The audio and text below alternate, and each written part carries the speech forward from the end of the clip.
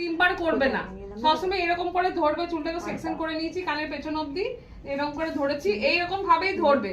ধরলে কি হবে, যে পেনের মতন ধরছি, পেনের মতন ধরে আমি এখানে কিন্তু ড্র করে আমি একটা সেকশন বার করব, ঠিক আছে?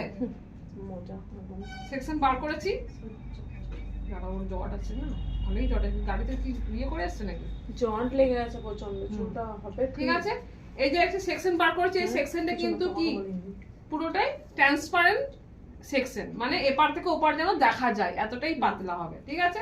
এবার এই চুলটা আমি ব্রাইডকে ধরতে দিয়ে দেবো, আর মাথাটা কিন্তু আমি এদিকে ঝুঁকি দেবো। কেন?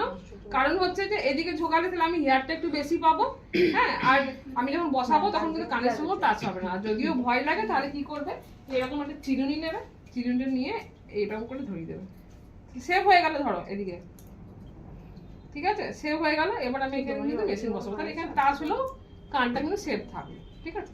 সবাই কাট করো।